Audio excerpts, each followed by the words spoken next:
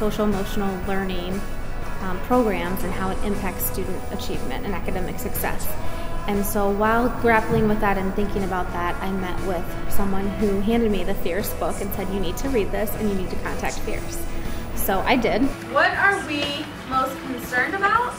Or what do we want to celebrate, or we think we'll do really well? And once I saw our staff culture change and the trust, the relationships that I had with staff members, I thought this is a key thing that students need. So students need to be able to have a voice. They need to have a way to communicate with the adults in their lives to get the results that they want.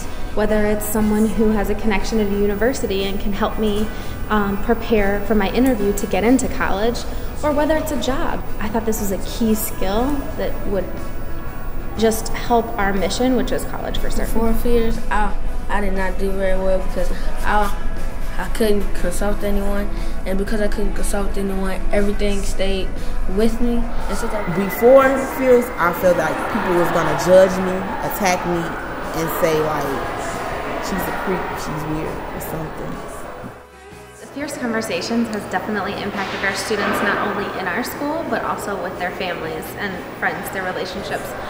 I don't know, maybe I was looking at things from a different point of view, and it's really impacted me because like now I could walk outside of school, or I could be at home somewhere and just start a whole conversation about something that I'm thinking about something that's bothering me. Not even something that's bothering me, but just something in particular, just to talk to people and hold a conversation and get their advice about things. Like when I told my aunt about it, and she was like, right, just talk to people more. And she was like, don't talk negative. And I was like, that's not what Fierce Conversation is. Fierce Conversation is not telling people what they want to hear. It's telling people what they need to hear, not lying to them to make them feel better, but telling them the truth and taking responsibility. And now people don't have to just guess how I feel. I can tell them and express myself more. You can only take so much and you can like literally explode. So like I don't want to experience that. Like I want to continue, like if something is bothering me, or if I need advice about something, to be more open to other people and ask them like, how do you think this will work? How do you think I could deal with this? Or, you know, just to be open and just get other people's opinion just instead of going off my advice and my thoughts. Another reality is that they have to travel over 45 minutes to an hour one way to come to school.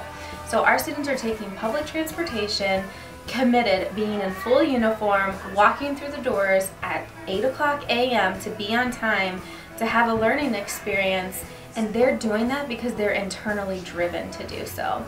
I think that's really important to remember. So not only are they committed to coming and getting to school, they're overcoming or putting aside external obstacles that could be roadblocks, but they're not letting that. They're demonstrating perseverance, and I'm giving them the tools to communicate effectively so that maybe when their heart is angry or they are mad, let's talk about it. Let's work through it. Let's figure it out so that we get to the root issues so that they can move on and learn and build the relationships that they need to build to be successful.